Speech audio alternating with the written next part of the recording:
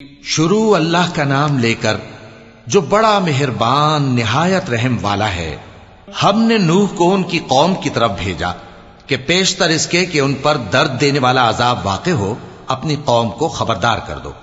انہوں نے کہا کہ بھائیو، میں تم کو کھلے طور پر خبردار کرتا ہوں کہ اللہ کی عبادت کرو اور اس سے ڈرو اور میرا کہا مانو، وہ تمہارے گناہ بخش دے گا اور موت کے وقت مقرر تک تم کو مہلت عطا کرے گا۔ جب اللہ کا مقرر کیا ہوا وقت آ جاتا ہے تو تاخیر نہیں کی جاتی، کاش تم جانتے ہوتے۔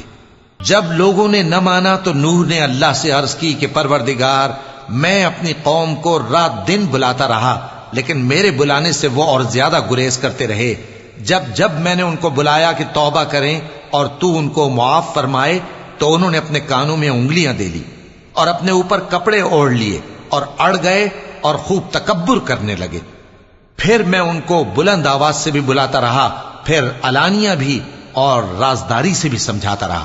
پھر میں نے کہا کہ اپنے پروردگار سے معافی مانگو کہ وہ بڑا معاف کرنے والا ہے۔ وہ تم پر آسمان سے موسلا دھار میں برسائے گا اور تمہارے مال اور بیٹوں میں اضافہ کرے گا اور تمہیں باغ عطا کرے گا اور ان میں تمہارے لیے نہریں بہا دے گا۔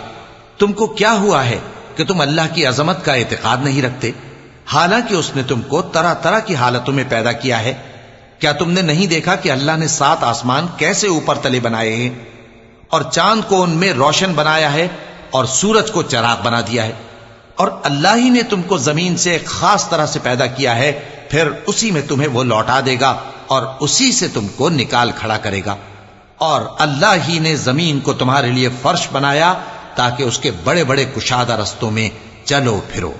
آخر میں نوح نے عرض کی کہ میرے پروردگار، یہ لوگ میرے کہنے پر نہیں چلے اور ایسوں کے تابع ہوئے ہیں جن کو ان کے مال اور اولاد نے نقصان کے سوا کچھ فائدہ نہ دیا، اور وہ بڑی بڑی چالیں چلے اور کہنے لگے کہ اپنے معبودوں کو ہرگز نہ چھوڑنا، اور ود اور سوا اور یغوث اور یعوق اور نصر کو کبھی نہ چھوڑنا۔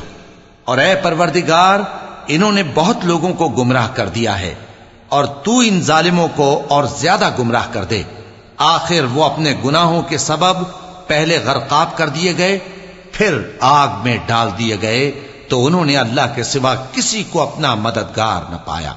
اور پھر نوح نے یہ دعا کی کہ میرے پروردگار، ان کافروں میں سے کسی کو زمین پر بستا نہ رہنے دے، اگر تو ان کو رہنے دے گا تو یہ تیرے بندوں کو گمراہ کریں گے، اور ان سے جو اولاد ہوگی وہ بھی بدکار اور ناشکری ہوگی۔ اے میرے پروردگار، مجھ کو اور میرے ماں باپ کو اور جو ایمان لا کر میرے گھر میں آئے اس کو اور تمام ایمان والے مردوں اور ایمان والی عورتوں کو معاف فرما، اور ظالم لوگوں کے لیے اور زیادہ تباہی بڑھا۔